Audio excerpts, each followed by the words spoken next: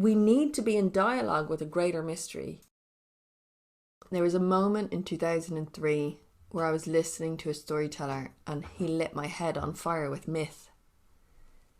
And I could see what he was doing and I loved it and I thought, that's good. Could I do that?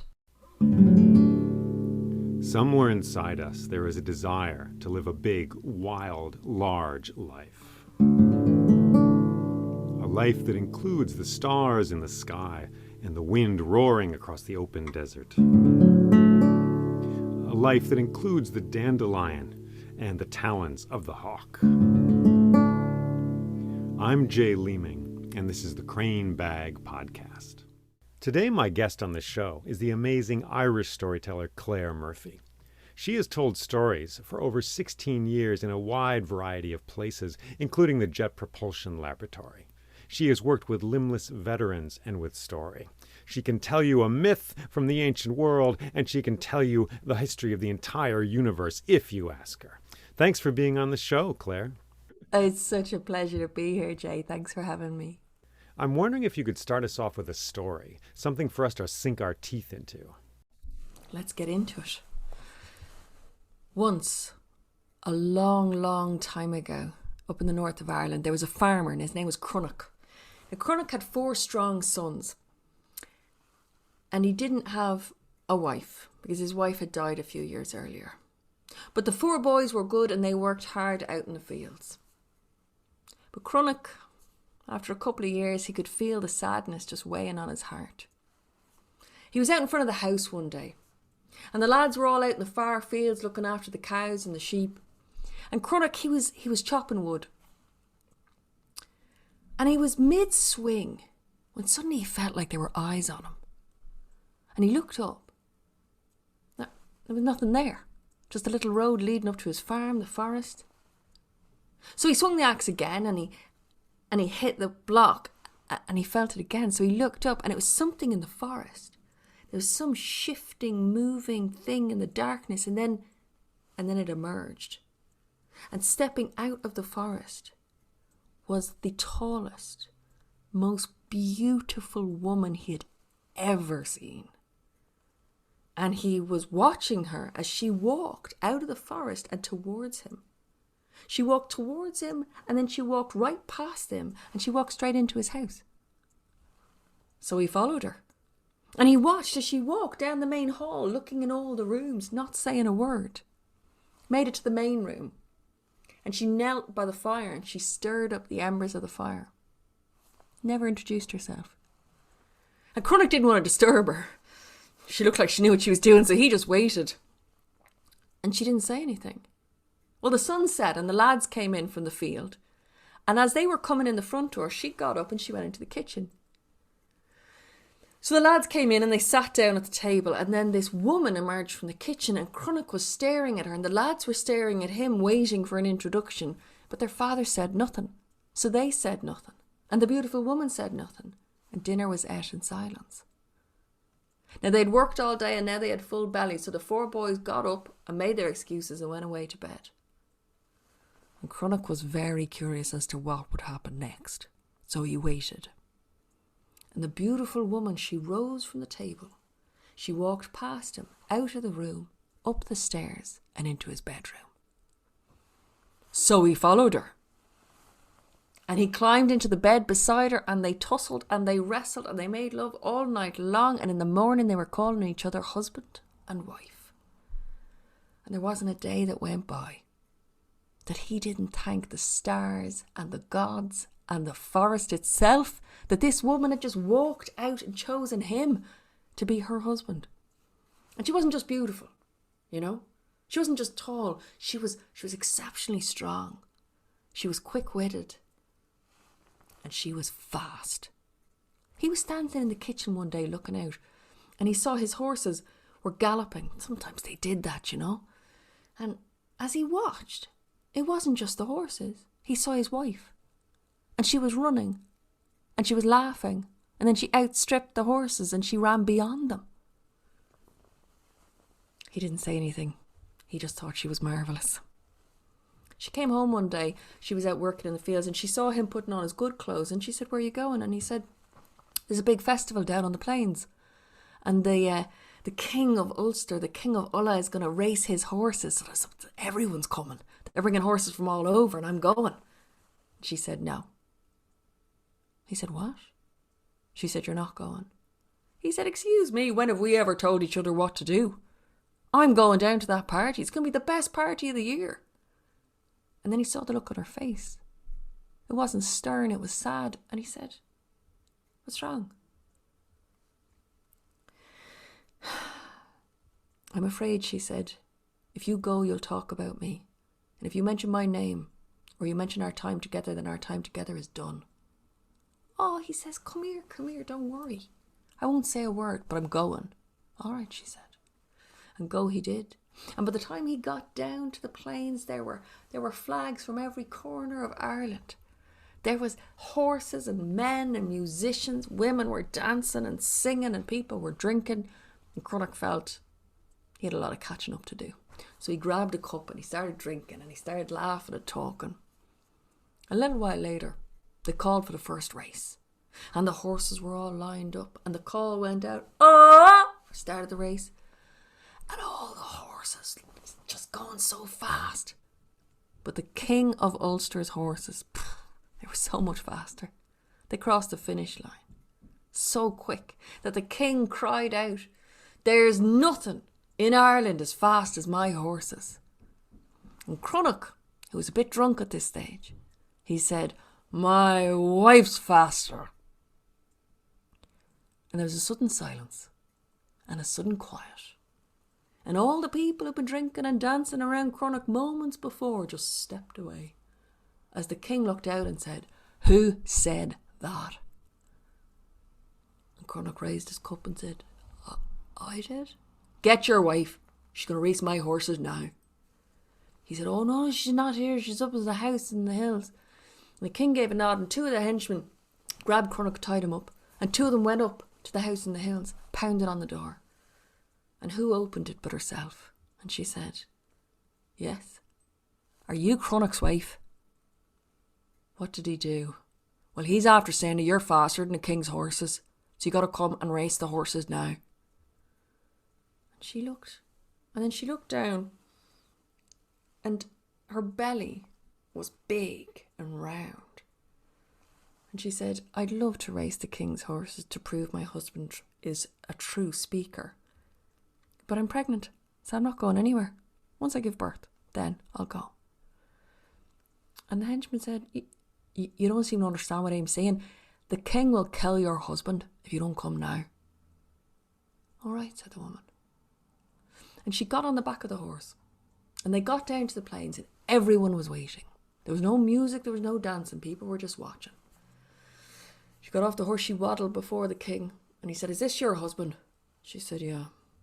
Well, he's after saying that you're faster than my horses, so you're going to prove he's a true speaker.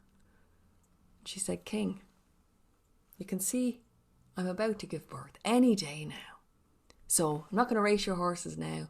I'll come back and prove my husband is a true speaker another day. And he looked at her. And there was a great quiet. And he said, do you not know with whom you are speaking? I'm the king of Ulster. If I say you're to race my horses, you're to race my horses now. And the woman stood back. She said, are you not born of woman? Would you show no pity on me? But there was no pity in the king's eyes. And she turned, and to all the bystanders, she looked all the men in the eye and she said, were all of you not born of woman? Will none of you stand with me? Will none of you come to my defence? And the men all looked down, and they all looked away, and they were embarrassed. And she looked the king in the eye, and she said, O king, it is you who does not know with whom you are dealing. For I am Macha of the Tuatha De Danann. I am one of the old gods of this place, and you bring a great curse on your people by asking this of me. But I will do as you ask. Fetch your horses. And so the two huge black stallions were brought down. And Macha, she stood right between the two of them. And the call went out for the start of the race. Oh! And the horses, they shot off. And then Macha started running. At first, it was awkward. At first, she was waddling, but there was a speed that picked up under her ankles, and soon she was striding and running, and she quickly outstripped those horses, and she ran towards the finishing line so fast that people were gasping. And she dropped there at the finishing line, having beat the horses. She dropped to the ground and a scream came out of her body. And as she screamed, all the men there grabbed their bellies. And she said, a curse on every man here that took no pity on me. A curse on you and every generation after you for 9 generations. In the hour of Ulster's greatest need, you will be afflicted with the pains of labour for 5 nights and 4 days. And with that, all the men dropped to the ground, clutching their bellies. And as she lay there, with her blood pouring into the earth, she gave birth to a boy and a girl, twins. And the land itself took her blood and took her name, Owen Macha, the plains of Macha. And her power was so strong that it's held on to her name after all this time. And if you go there, you'll still find it, changed as it does over time and now converted into the English. If you go to the city of Armagh, that's the town of Macha. Thank you, Claire. That was amazing. Is there a moment in that story that when you heard it made you want to tell this story? That's an interesting question because it was a long time ago I found that. I think it's when she faces the king and reveals herself, where she does it's a curse and it's an incantation. It's really powerful. There's quite a lot of moments in Irish myth where that happens.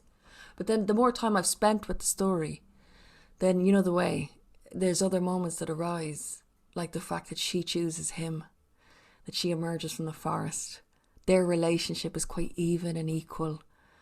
And it's all by accident that he does what he does. You know, so it started with her calling the king out, I think. Putting herself, not even on equal footing, but on superior footing. But only when she has to. I think that really grabbed me. Yeah. And if I'm not mistaken, this is a story from the great Irish epic, The Táin, correct? So it's a story that is alive in the landscape and told in Ireland. Is that true? Yeah. Although not told as often as you'd think, because in Ireland, growing up, there are 5 stories or 6 that are told a lot, and Macha's not one of them. Cuchullin's told, not the whole Táin. There's the moment with Maeve and Alil when they have the conversation on the pillows, the pillow talk. That's quite well known. There's the Children of Lear. That's quite well known. Fionn and the Salmon of Wisdom. Some of the other lesser Fianna stories that Fionn has are known. And there's maybe 1 or 2 more, but those are the ones that are told quite a lot to us when we're very small. So when I first started looking into Irish myth back in 2001 was when it began, I discovered this whole feast of stories that was waiting there for me that I'd never heard. So it was quite the discovery really in my 20s.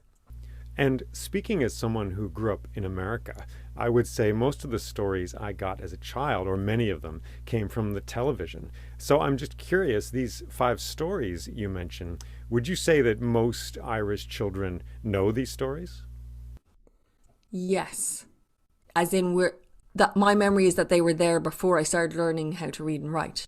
Yeah. So they're very much in our culture. There's children's versions, there's children's books of the Children of Lear, which is a tragedy of a story. It's epically sad.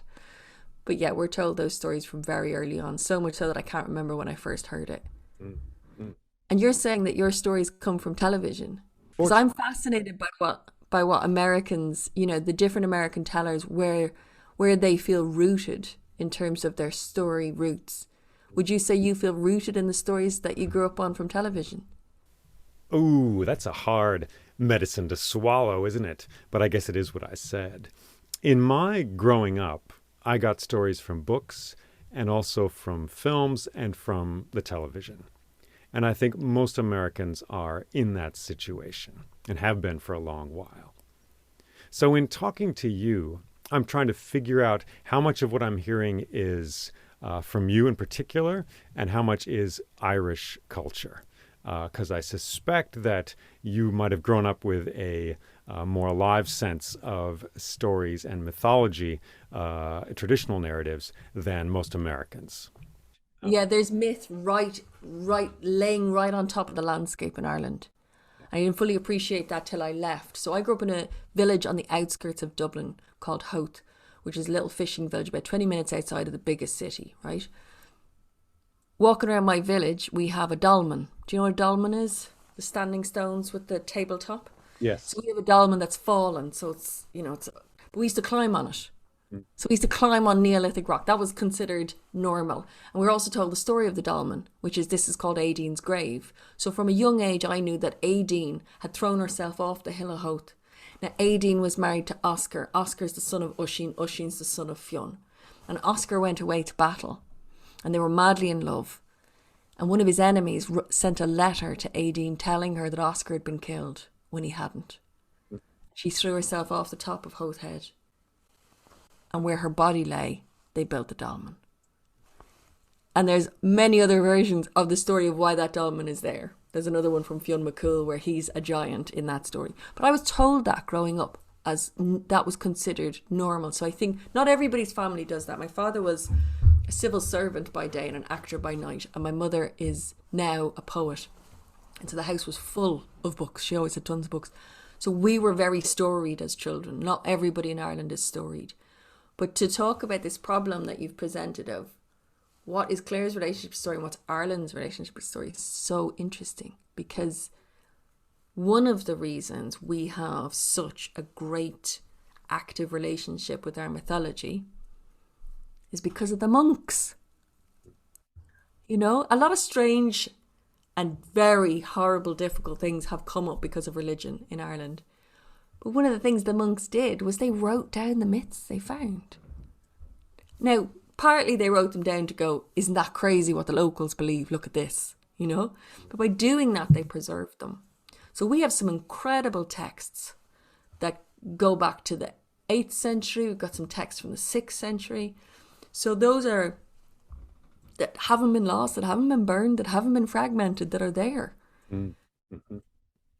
And then you get 800 years of colonization, where when the English came and the Vikings and all of that, and we, you know, our culture would have been crushed into smaller and smaller places within our psyches. You weren't allowed to speak the language.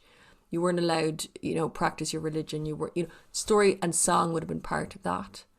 What you were and weren't allowed. So we're still coming out of that. We're only 100 years out, roughly, of the colonisation. But of course, Northern Ireland is still in an in-between place, yeah, in terms of its relationship to that period of time. So our relationship to our cultural ancestry and our stories is complicated, much like the Americans, because, I mean, I asked you about the TV, not as a slur, but because white America is a really interesting, complicated cohort, because the white people that left Europe, some of them went to colonize and some of them were sent as prisoners, and their stories traveled with them. Mm-hmm. So you've got your Johnny Appleseed and all of that, and that all kind of comes out of the folklore that survived the crossing. So I'm always fascinated by a culture that's only white America's only 400 years old. Mm-hmm. So that's not that long in story terms. Those stories, those tethers are still there between the white psyche there and the white European folklore, I think. Right. And of course, it's complicated because the native folks, there's thousands of years of stories in the land, right? Yep. And then you have children such as myself who see pop culture and go and live the story in the woods, right? Lord of the Rings, we're playing Lord of the Rings today. So it's this very human desire to put the story in the land. And then you're meeting at the same rock, that there might be some long story by the Gaokono, which are, Haudenosaunee Iroquois tribe right there, So that relation between land and story is fascinating. Is that something you feel? You tell stories in many different places. Do you feel that relation between the stories you tell and the ground you're on in some way? How do you navigate that? Yeah, that's an interesting question. Because I think respecting the people whose land it is very important. Like you're saying, which is great to hear the name of the Haudenosaunee. It's a really difficult one right now to navigate. So when I travel, where I go, I try and pay close attention to the energy of the place that I'm in. So every gig is different. Sometimes I'm booked to do Irish mythology. Sometimes I'm booked to do the universe show. You know, sometimes you're allowed to choose what you're going to do. And that's when it gets really interesting. Because sometimes you're in a place where something's just happened and the society's not particularly in the mood to celebrate, and you need to pick the right story for that moment. I remember Dovey and I were on our way. We were down on Cape Clear Island doing the Storytelling Festival down there, and we were on our way towards the stage, the lovely little gig, you know, is in the sort of back of a pub. And as we were walking, people kept coming up trying to chat to us. And I was trying not to be rude, but I was saying, you know, if it's all right, we'll chat to you afterwards. And I felt the need to explain it on stage, which was that me and Dovey were trying to tune into what was happening so that we'd know what to tell when we got to the stage. Because it's a lot of things are at play when you're somewhere else. There's what you've been asked to do. There's what you've got in your repertoire. There's what's happening in that place. And there's no set solution for that, except, I suppose, to move with as much respect as I can possibly muster in each situation. And you sometimes go in with a plan and then change what story you're going to tell in the moment? Yes, I've had that happen where I'm asked, I have a plan, and then I get this very strong, do not tell that here, tell this instead. And I have learned to listen to that impulse or intuition or instinct. And when I tell that story that's come up, there's a direct response afterwards. So I'll give you an example. I went to an old folks' home up in Mayo. This is years ago when I was getting started. And I had my plan. And honestly, the story was just going, no. And this other story that I never told it up to that point. I knew it very well because a friend of mine told it a lot. So I'd heard it many times. It's an old Irish folktale. That story. And I was like, that hadn't really happened before. So I was just pushing it away. And then finally I went, fine, in my head. Fine, I'll tell you. And I told the story. And afterwards, this man comes up to me and says, thank you so much. I've been looking for that story for 50 years. And I kind of stared at him, and the story has a rhyme in it. And that's the piece that's, you know, it's quite easy to, you know, that's the piece that he had been looking for. And it's a story he'd heard as a child, and he hadn't been able to find it since. Wow. Just do what you're told, Jay. That's the lesson there. Yeah. That's amazing. A lot of these stories, especially in my experience, the Irish stories, exist in a world where the supernatural is right there. You know, ghosts and goddesses just show up all the time. Did you grow up with that worldview, and do you still inhabit it in some way? I grew up in a village where there were ghost stories, most definitely, and stories of strange things in the dark. I never heard that a goddess or a god was going to walk in, you know, to my village. But yes, there were lots of those kinds of stories. Yeah. And I don't walk around believing in fairies. There's a great quote by a woman who was talking to a folklorist, and he asked her a similar question. He said, do you believe in fairies? And she said, oh no, but I know they exist. So I believe there is more between heaven and earth than can be dreamed of in our philosophy, as Shakespeare said, right? I believe that the supernatural and the mystery in story is an effort to teach all of us humans that it can't all be quantified. It can't all be put into safe little boxes of what we understand to be true. And as you look at what the quantum physicists are figuring out right now, and have been figuring out over the last 100 years, as they dig deeper into the universe, they find more mystery. So at the heart of all culture, you will have invisible beings or trolls or ogres or fairies or. And I feel like that is a lesson for us, that we are not always in control. that mystery is bigger than us. And when storytellers invoke these powers, whatever they are, do we carry some responsibility for doing that, for bringing these unseen powers into the room? That's a really good question.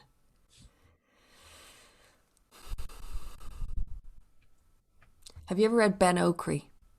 No, I haven't.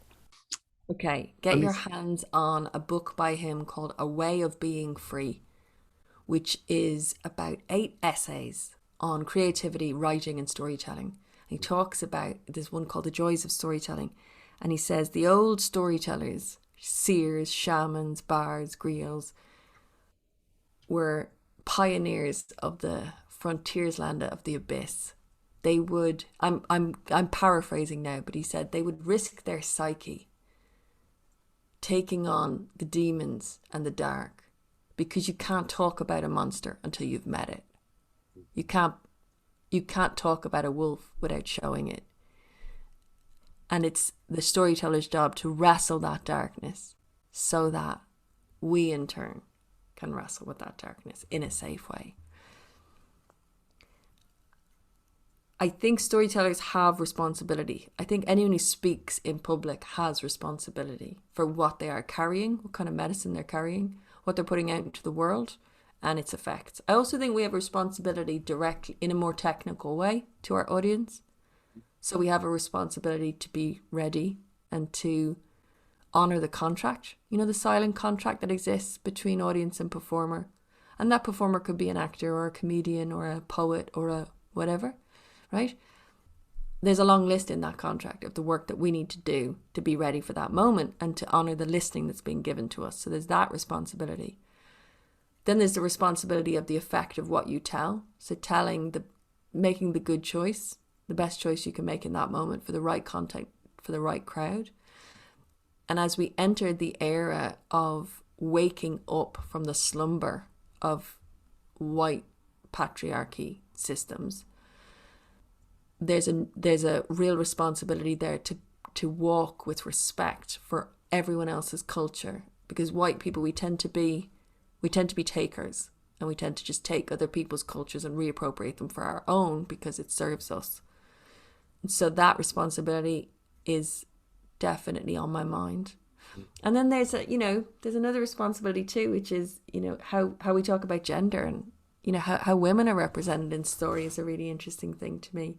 Because so many stories are driven by the male lens, the male gaze, the male agenda. And it's really important now that there are millions of stories about women. Women as leader, women as heroine, women as goddess, And I think there's a responsibility to even the playing field. Some would say traditional narratives are outdated and don't have a place in contemporary struggles regarding social justice, climate change, things like that. How do you feel about that question? I love it. That's how I feel about it. Stories have been around forever, right? They've been around since humans began communicating. So of course they always have a place at the table. It's not every storyteller's responsibility to participate in social justice issues if that's not their thing. Some people just want to entertain, and there's no just even about it. Some storytellers are excellent at entertaining, and that is a phenomenally wonderful way to pass an evening. And some storytellers can use their work in association with the climate change movement or with social justice. Because story is about universal currency. It's the universal currency of human existence. So it's about struggle, it's about betrayal, it's about forgiveness, it's about healing. There's yourself, the story's about everything. So, and also story's a really effective way of teaching without overtly being didactic. You can plant those seeds because somebody has a realization upon listening to a story that they wouldn't have had otherwise. So if you look at any of the spiritual leaders over the last 6,000 years, they used story. They didn't write stuff down. They told stories to allow their listeners to decide what the lesson was, to allow their listeners to come to their own awakening. So I think we have to be careful when we say around responsibility and around the role in social justice. For me, I use it all the time in other sectors outside of entertainment as a way of building bridges between communities, breaking down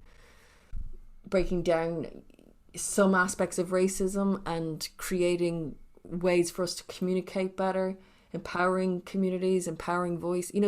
I can use it in lots of different ways. It's not everybody's bag though. So I want to be careful to say there's no, prescriptive idea of what a storyteller should be. In my book, a storyteller should be excellent at what they do. They should pull us in, they should take us on a journey, and they should bring us back safely at the end. And that we experience a level of transformation in that journey. And maybe we laugh along the way as well. That would be, if I had to give a definition, it would be that. Yeah. And how are storytellers not actors? What's the difference there? Ha! The oft-discussed question. Storytellers are not actors because storytellers and actors are closely related.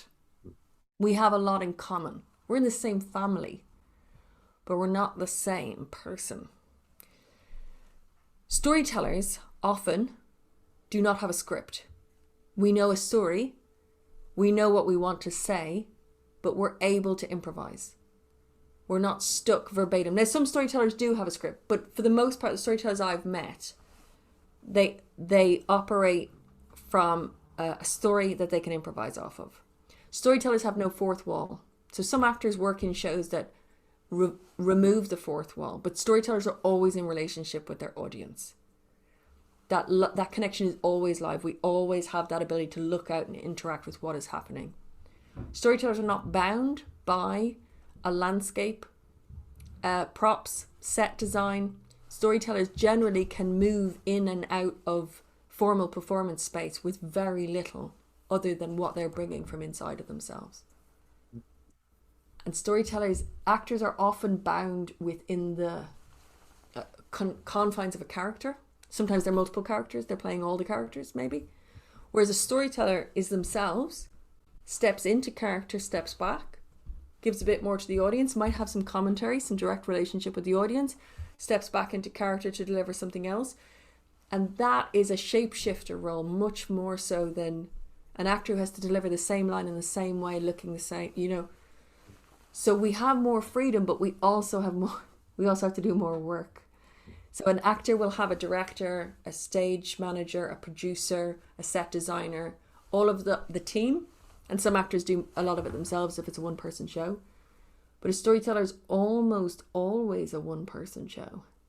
Creating the material, finding the material, devising it, working it up, making it their own, getting it in the right shape, doing all of the promotion and the design of their, all of that. It tends to be a one-person endeavor. That's a little bit about how we differ. How do you think we differ, Jay Leeming? I think the storyteller has to listen to what's going on inside as well as being in constant dialogue with what's happening outside. And so you're building a bridge. Once a photographer was taking pictures of me and he said, "Boy, you close your eyes a bunch, don't you?"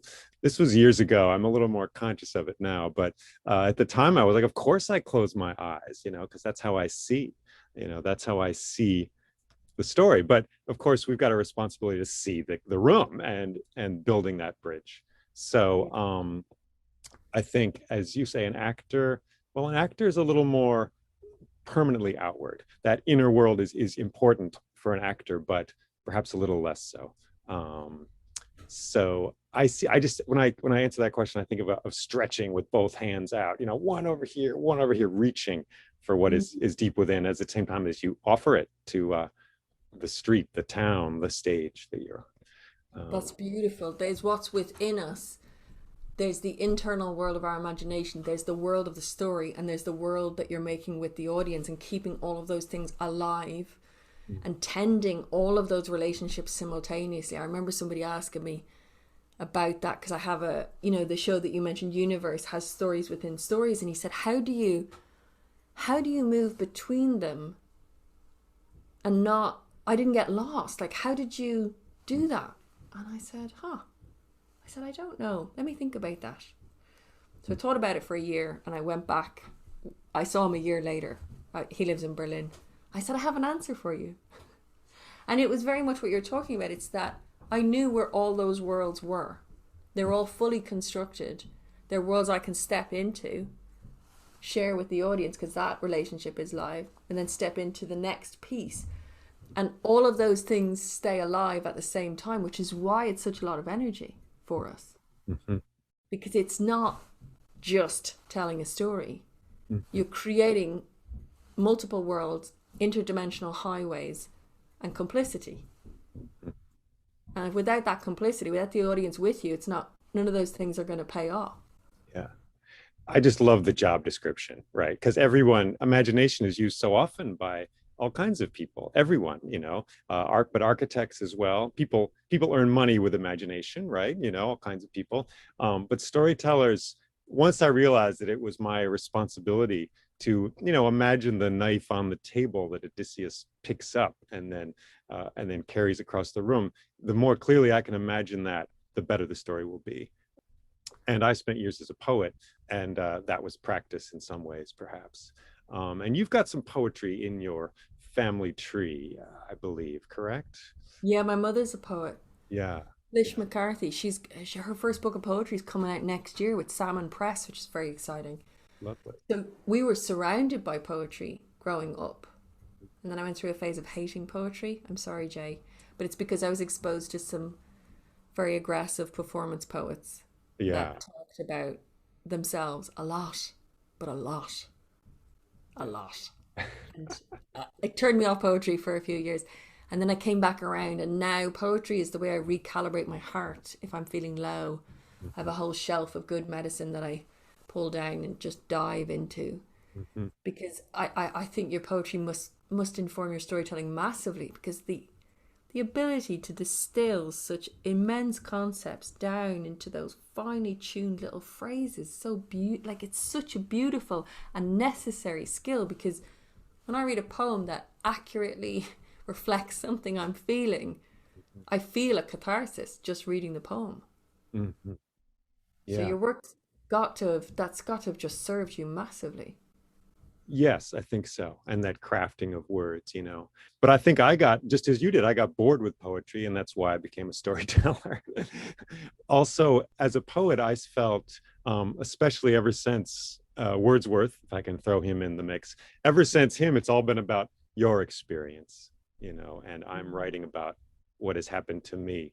And I feel a relief in being able to tell traditional narratives and express myself in a different way, in perhaps a larger way than I washed my lawn dishes last night, and this is what I thought of, Well, yes, and this is it. This is interesting, because then I want to ask you, what do you make of the American storytelling scene and its relationship to personal versus traditional narrative? Aha. Good question. There's a hunger for personal stories in this country. There's no question about that. And personal stories are amazing and beautiful, and I respect the people who do that. As for me, I don't crave those stories so much. What I crave is magic and wonder. I don't know what it comes from. Maybe childhood, as I said, television, sitcoms, seeing people deal with grocery stores, school, things like that. I've seen that a lot. I've lived that. And as a poet, I was able to express anything I wanted to about that sort of reality. But I crave something larger, which for me, I would put the words on it. I would say magic and wonder. And that's what traditional stories give to me. I mean, in many ways, a personal story is like a dot on a graph, whereas the myth is the whole pattern, the entire shape of the thing. And it's true what you say. The American storytelling scene is all about personal stories. But I would say, I mean, necessary as that work is, I would also say that I look around and I see how people crave exactly the things I'm talking about. 8 of the top 10 highest grossing movies of all time are fantasy or science fiction. Game of Thrones had an audience average per episode of, I believe, 22 million viewers. So there is a tremendous hunger for those things as well in this country. And I think really, if I can be so bold, the American storytelling scene is out of step with that. They have not woken up to that reality for whatever reason. Or perhaps I should just say that people don't go to storytellers for that. They go to movies and TV shows. And it makes me sound like some kind of doctor, but I would say it would be more nutritious and better, healthier for everyone if people went to storytellers for that, because that is a more liberating form and a more freeing and radical form than anything you're going to see on a screen. Have you experienced these issues in your travels or in Ireland? There is less of a hunger for personal stories in Ireland. We generally don't tell personal stories. It is coming. It has come in a bit in the last 15 years. I find it fascinating, right? Because you've got the moth that rose out of New York and is now worldwide, and you've got the Story Collider, which is great. It's stories that scientists tell of their work. Personal stories are really important, and they give people access to the individual dramas and journeys, successes, failures, shortcomings that make people feel like they're not alone, because they say, oh, well, if Jay went through that, then, and I'm going through it too, then I'm okay. So there is a really important aspect to the telling of the personal narrative. And I've seen that up close with the limbless veterans as well. And I'm starting to work with frontline medical, right? And that's going to be about telling stories from work. Yeah. Using those stories for knowledge transfer. Mm-hmm. But I would say that your idea of magic and wonder, I would add mythic to that, because I think there is something that happens to the psyche when you occupy a larger landscape. You hinted at it earlier. You talked about being in a larger imaginative space. The stories of our lives, the personal stories, are quite limited to our memories, and that's great and it's really important. But myth is enormous landscape. And we need a break from our personal stories. We need to be in an immense landscape.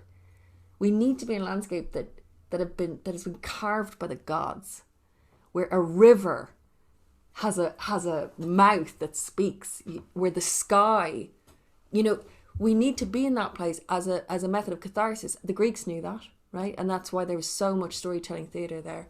Karen Armstrong, have you ever read her? I have not. I'm always bringing her up. Like my friend Tim Ralph's going to be laughing because I'm bringing her up again. She wrote this. She's written many, many brilliant books. She has the capacity to deal with large subjects in a very succinct way. So she wrote A Short History of Myth. Mm. And she talks about the Enuma Elish, which was a Sumerian epic that was recited. And this still happens in many different places around the world, right? India is one place I'm thinking of, where they recite myth or they tell myth, and everybody knows the myth, Jay. They all know the myth, but they sit and they listen to it because they need to go through the process of the tiny hero up against the impossible monster. And they need to go through the process of the lovers that are parted and then reunited after an amazing journey. They need to get through the wounding of the main character and how that character then moves through the wound towards healing. Because on a psyche level, we need to go through the catharsis of that journey. And religion used to do that for us, but it's become less, religion is still fairly rooted in America, but in lots of other places in the Western world, religion has lost its foothold. So the place where people could go to experience ritual and the ritualized understanding of story, listening to those narratives, where you can live in a space bigger than yourself, those spaces are reduced and reduced and reduced. So we're constantly in our own stories. And I think that's why I brought up the white America thing earlier, because I think there's a disconnect there of the colonizers that came over and left their stories, left their mythologies behind.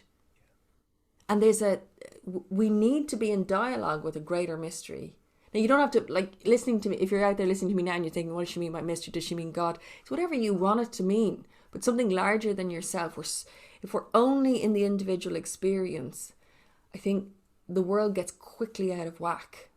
It gets quickly out of harmony. And myth, like you're saying, it just has this way of allowing us to experience something larger than ourselves. And I was talking with this woman last night. So I've been finding all these interesting people lately because I'm investigating the issues that are about to come up, that have been coming up for frontline medical, right? So we're about to hit a crisis of epic proportions, which is the trauma that's going to hit all of the medical staff around the world who've been working flat out to keep us all alive. That's starting to take its effect, and that's going to be really hard. And they're going to need a lot of support and a lot, not just money, not just time off. They're going to need a lot more than that. They're not superheroes. They're not heroes. They're human beings who've been working far too long in trauma, right? So I was talking to this woman last night, Jay, that you'd love. Her name's Jess Wilson. She's a psychiatric nurse. She's now running a hospital up in North Wales. She teaches, on the side, she does this on the side, she teaches nurses to use folklore with forensic psychiatric unit patients. That's people who are locked into buildings, locked into their minds. And it happened by accident. She was with a patient who could not be calmed down. They tried everything, and this patient was uber violent and outside of her mind and could not receive any kind of instruction, would not converse. And Jess, her story is just fantastic. As a last resort, she went, well, I could tell you a story. And the patient got quiet and said, go on then. And the first story she could think of was a story she'd been besotted with when she was a child, which was Baba Yaga. So she told Baba Yaga. And when she got to the end of the story, the woman was calm, and she asked her to tell it again. She told it again. And by the end of the second telling, she was so calm she could converse with the nurses. So now Jess Wilson has written a master's on this. She's done the research on it. But the idea, like you're saying, around our need for folklore and myth, this isn't like, this isn't a whimsical need for magic. There's actual proof. You and I know it because we feel it, but there's actual proof out there that spending time with traditional narrative helps us cope with things that we don't see a way of coping with. And you've brought these narratives to a wide variety of people, including limbless veterans. Can you tell us something about that work? So the Limbless Veterans, an amazing organisation in England called BLESMA, which is a funny name, but it stands for the British Limbless Ex-Service Men and Women's Association. So they go by BLESMA.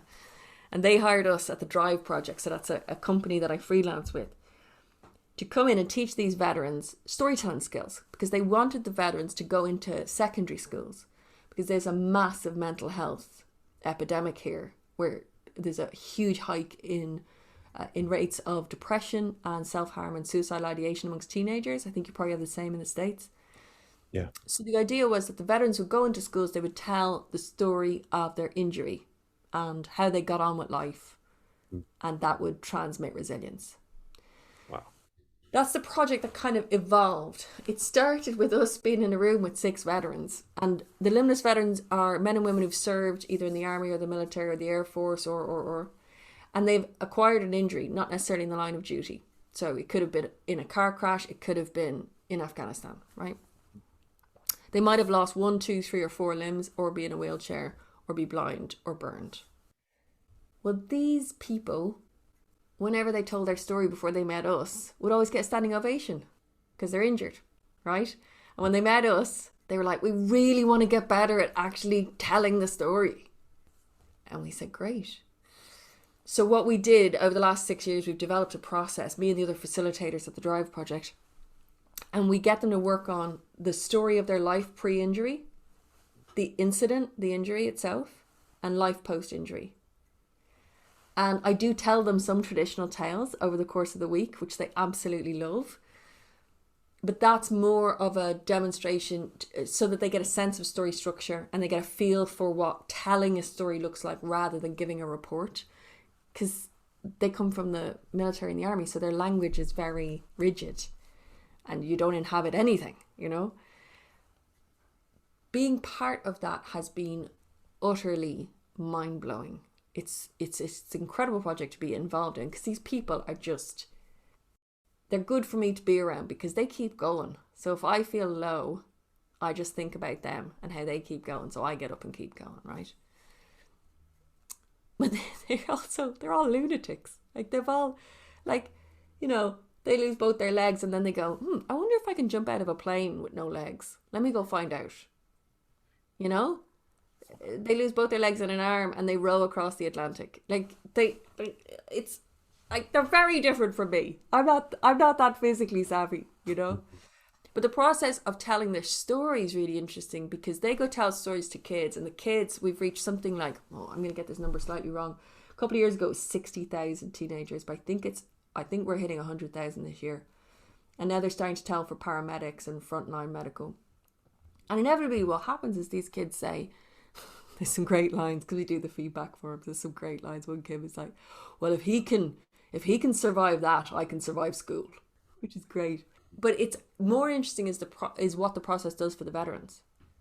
So it would appear that the telling of the story over and over again releases them from carrying the story in the dark inside their heads. And I have seen a lot of incredibly positive benefits to that in terms of confidence, in terms of health and well-being, managing PTSD, all kind. It's incredible. So yeah, that's an ongoing project, and I love it. But they are using true life stories, and that's where a true life story can be transformative. That's amazing. Thank you. You've recently been named Storyteller in Residence with the National Health Service in Britain. So that ties in with this work, does it not? Yes. Yeah. The NHS, it's called here, the NHS, the National Health Service. I'm the Storyteller Resident for the Leadership Academy in the Southwest, and I'm going to teach them storytelling skills so that they can take some of their work stories, which I'm sure they have hundreds of, thousands of, that are amazing, that they never tell, that they can tell those as leaders, as teachers, as leading teams in all kinds of contexts to transmit knowledge. And one of the other things I'm doing, which I'm really excited about, is I'm running 3 salons for them. So I've been running salons in my own life for 15 years. And I used to run them just with artists, which failed terribly. If you've only got poets and actors and storytellers in a room, it doesn't go very well. But about 3 years ago, me and my partner, Matthew Lintott, he's a printmaker, and we started bringing in diversity. Because as nature teaches us, diversity is key, right? In all things. So we brought in some artists, but we brought in some scientists, and we brought in some sports people, and we brought in some parents, and we brought in some people who worked in hotels. Cognitive diversity, right? And the idea was to gather together, and we'd have 3 people speak for 5 minutes to kick us off. So we had somebody who worked in charity talk about the nature of charity. We had somebody who used to work at CERN talking about the Hadron Collider. We had somebody who is an aerospace engineer talking about ethics in tech. And where the conversation goes from there is fascinating because it's not a room full of experts. The problem with a room full of artists is they're all experts in the arts. The problem with a room full of scientists is they're all experts in science, right? Same with medical. So the idea of cognitive diversity or collaborative inquiry is another term that I've loved finding the last couple of years, is that no one sector can solve their own problems. Or they would have done it by now, right? So with the NHS salons, I'm bringing in different speakers to talk about different ways that they've coped or different things that they've faced. I've got like a neuroscientist coming in. I've got a wild swimmer coming in. I've got one of the limbless veterans who's a double above knee amputee who became a snowboarder and is now inventing his own bindings for people who don't have knees to go snowboarding. Because the idea being that there will be something in what they're saying that's useful. And so I'm organising 3 events that's only open, unfortunately, to the NHS, but I am thinking this is probably something I just need to do for general public as well, because the salons are just in-house, you know. Yeah. But yes, we need everyone at the table. And I think we need storytellers. Like, storytellers within the storytelling world are great, and there's loads of amazing things that happen. But sometimes I feel like storytelling just talks to storytelling. But storytellers have such a unique skill set. I think we could be sat at any table and bring something of real value. The way that you interact with myth, the way you interact with imagination, the way you think about timelines, even in terms of Ithaca and going back to Ithaca and, you know, America's relationship to TV. You're thinking like all the other storytellers I know. We don't think like other people. We think epochally, you know, we think long term because we work with stories that are thousands, sometimes thousands of years old. And that forces us to reckon with things in a completely different way to somebody who's living very contemporarily. So I'm excited to be at the NHS. It's for the summer, and then, you know, we'll see what happens next. But I'm even more excited for what that generates in terms of conversation and cross-pollination. Yeah. And you've told the story of the entire universe in a lot of places around the world, including the Jet Propulsion Laboratory here in the States. Can you describe what possessed you, what inspired you to tell the story of everything? Oh, you marvelous man. No one ever asked me that. So, have you ever read Pythagoras? Not in a memorable way, let's put it that way. So Pythagoras, I came across Pythagoras's text around the music of the spheres, which is quite a common concept. The idea that the entire universe is singing in harmony. If we but had the ears to hear it. So I started. I was is like a bolt of lightning in my brain when I read it. I didn't understand all of it because he's talking about the great chord, and he's talking about his music theory as well. He developed the octaves. And I was so struck by this concept of things being in harmony and being good and the music of the spheres. And I thought, this is really something. So I did what I do, which is I started talking to people I knew who did music and went, read this, what do you think? And some of them went, I don't know what that is, Claire, go away. I went, all right. And then somebody said, do you know, that's interesting because in Indian music, they have a God note. I said, what? They said, yeah, there's a God note. You're not allowed to mess with it. You're allowed to play it, but you have to leave it alone. You can't fiddle with it. And I said, okay, that's interesting. Divinity inside music. This is getting at what Pythagoras said. So every time I met someone, a bit like my salons, every time I met somebody, I'd say, so what do you think really is the power of music? And they'd go, oh, that's interesting. And we'd start. So it began as this conversational process, and it led me towards quantum physics. I'm a huge nerd. I'm a scientist in another dimension. And when I started getting into, so I met a woman at a conference while I was on this journey from NASA, and she said they had just discovered in 2011 via the Planck telescope a radio wave in the cosmic background radiation of the universe. That was as far as they could determine, was the opening note of the birth of creation. Well, that baked my noodle, that creation would have an opening song, and that tied in with what Pythagoras, in my head, that tied to Pythagoras. Yeah. But this sound wave has been traveling since 380,000 years after the Big Bang. Right? So then I was like, well, why? What happened at 380,000 years after the Big Bang? And then I dived into that, and I found out all about the weak nuclear force, strong nuclear force, and all of that. And it was this beautiful idea, which is that we're all connected through the vibration of sound. Because I believe in the interdependence of all things. I believe in the democracy of the species, and I believe that all things are connected. And if you think about the fact that we're breathing argon particles that the dinosaurs breathed, like, to me, that's mystery, right? And I think anytime we can celebrate mystery, we give ourselves back that connection to put us in right relationship with everything else. And I don't mean everything else, I mean everyone else, because everyone, my plants, everyone who's alive is a being, right? It's a species. So I ended up realizing I was trying to knit some of the fabric back. So I wasn't trying to tell the story of the whole universe. And Pythagoras features in it. Orpheus is in it. Some of the Greek gods are in it. Apollo's in there. And all these little stories, I had hundreds of stories which I couldn't use. And then I started to piece it all together. But I had to layer science with myth, which was really a struggle because I thought, people don't do that. I can't do that. Mm-hmm. And all my good friends said, that's why you have to do it.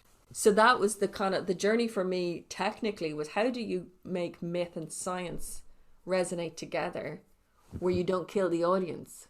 You don't kill the audience who don't get the science bit. It's got a hum, right? Because myth is going to feel really rich and deep, but the science might just feel like really weird technical sprinklings on top. So I had to turn the story of the universe into a myth to make it harmonize with the ancient Greek stuff. And then I had a show. That's the long answer, Jay. I love it. I love it. Well, it is the universe we're talking about, so of course it's going to be a big, long answer. And this show that you put together then led you to the Jet Propulsion Laboratory, where you got to look at actual spaceships, right? So apparently they call them spacecraft. I got corrected the entire time I was there. I was in the room. I was in the Von Karman lecture hall. I did 2 days teaching with their science comms team, and then I went into the Von Karman lecture hall, where they keep, I mean, a copy is the wrong word, a spacecraft. So I was in the same room as Cassini, and I performed Universe on their stage to 120 quantum physicists and engineers and scientists. Wow.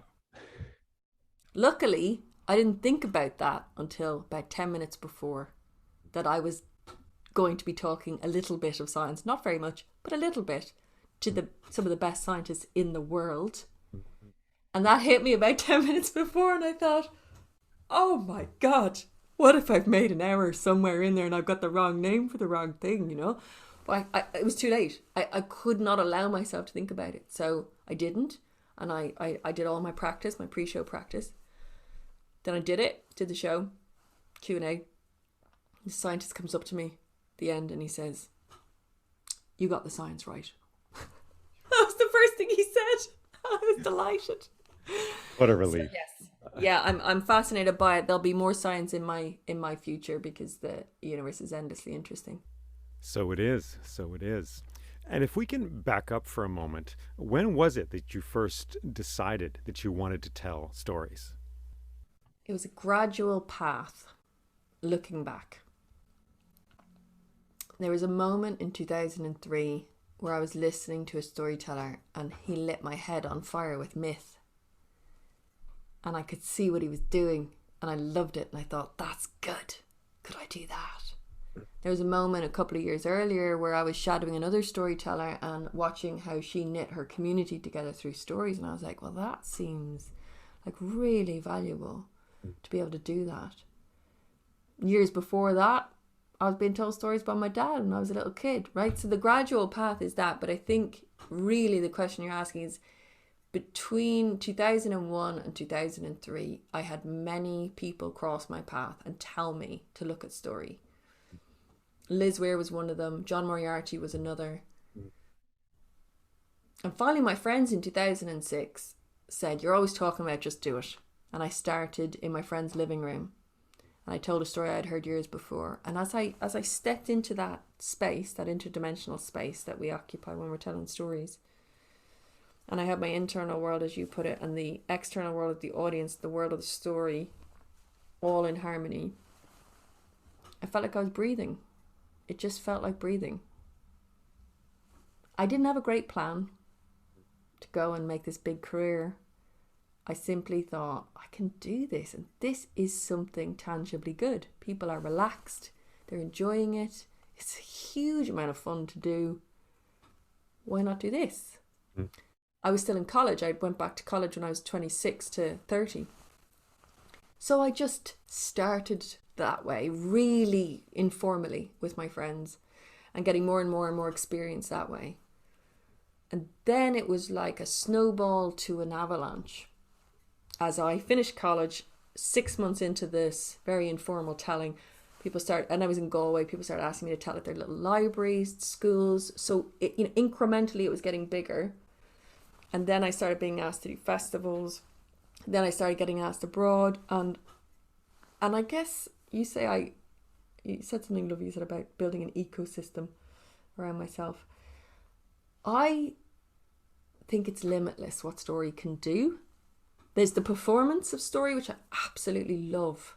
I love that. And then there's the work of story out in the world, which I absolutely love. and there's no end to where it can go. So it feels like, and it also feels like there's endless amounts to learn, doesn't it? Yes.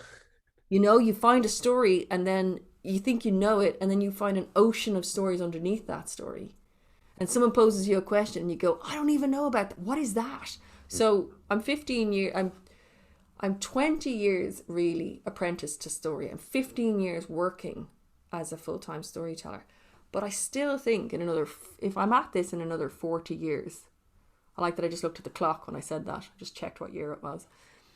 If I am at this in another 40 years, at first I'll be very lucky. But second, I still will only have scratched the surface, won't I? Because the human life is so short by comparison to the life of story. Yeah. So there's a lot more to do, Jay. Yes. And you had living examples that you had encountered in your life, who told stories, not just your father. After someone told me that storytelling was a thing. So somebody read my writing and said, you should try storytelling. And I said, that's not a thing. Mm. And then I looked around and it was a thing. And that's when I met Liz and I met John, and I Yeah. saw that I went to the storytelling festivals. So, but it's very much out there still, isn't it? You meet people all the time. Every time you tell them you're a storyteller, they go, what? And you have to explain it. And I think that's kind of a superpower. Yes. And you spent some time with the legendary thinker and writer John Moriarty, right? What was he like? He was quite the human. Have you read his books? I've read Dreamtime, yes. Okay. Yeah. Okay. So you know. He talked the way he wrote, Mm. and he had a very solid presence in the world in a way, even though he was walking with mystery the whole time.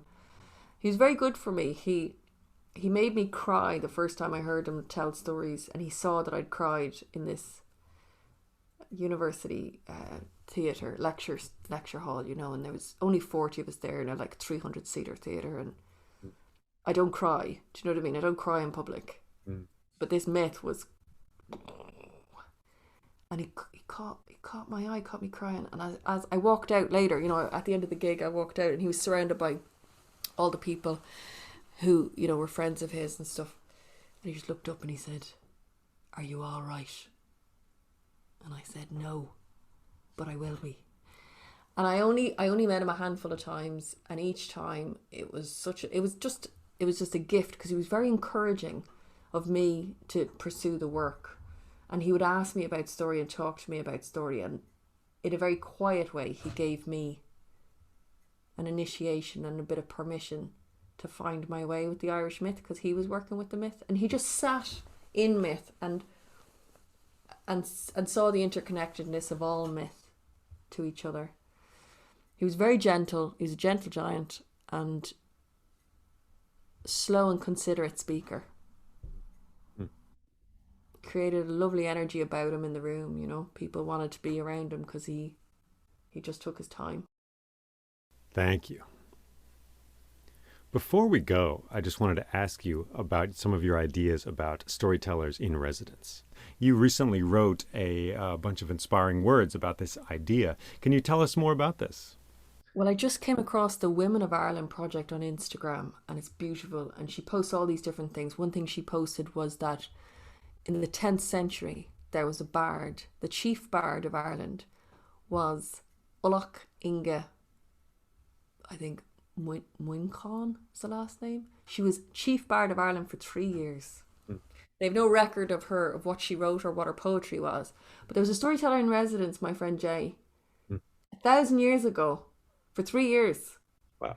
I think the reason I wrote the article on Medium was to generate a conversation, because I see all my friends who are storytellers doing these amazing, amazing things. Like Jan Blake's working with the UN, with the the refugee aspect of the UN, and Charlotte Blake Alston is working with the whole orchestras, and they're all doing amazing work. Mm-hmm. But often what I see is they're hired for a week or 2 months, and they're sort of helicoptered into a project and then pulled out.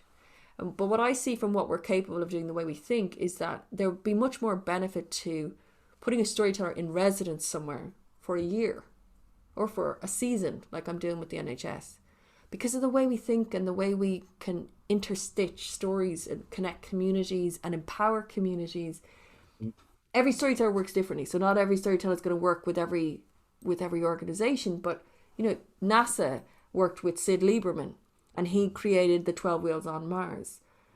And that was about using story to create a pathway for everybody to feel like they were in the room at mission control. So CERN in Europe has an artist in residence, regular artist in residence, which is great, but it's often visual artists. What if they had a storyteller? What if the World Health Organization had a storyteller in residence? Because we're capable of dealing with multiple narratives and interlocking those narratives, because we listen in a very different way to the way a lot of people listen, because our work builds empathy. I know so many storytellers who've done amazing work with at-risk communities or in hospitals, or I just think it's time now not to create these little come in and do a day workshop, which doesn't, it's a jazz hands thing, right? I'm just shaking my hands at you, entertaining you for a few minutes.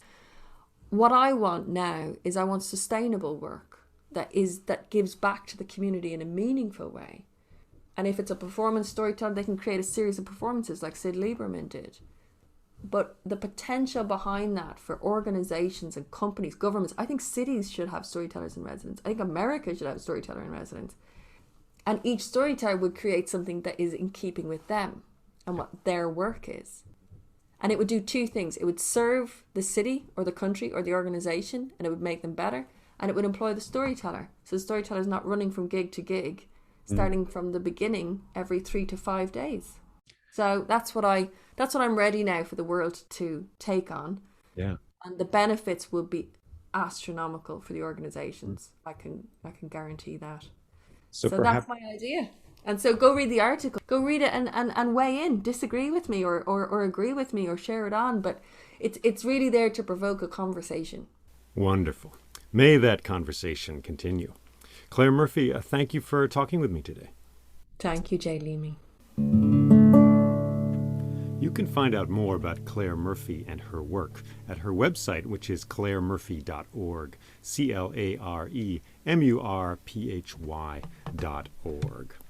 You can also find that article she mentioned at Medium, and the website there is storyclare.medium.com. So storyclare, STORYCLARE.medium.com.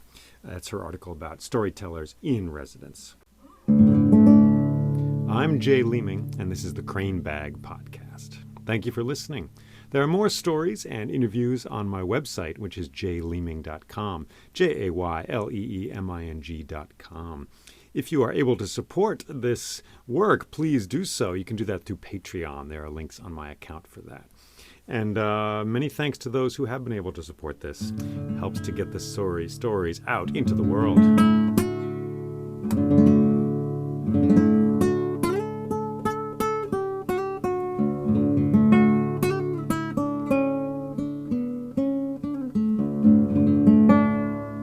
We know the big story around us. May we blind in the right way to the big story around us. May we walk in the forest.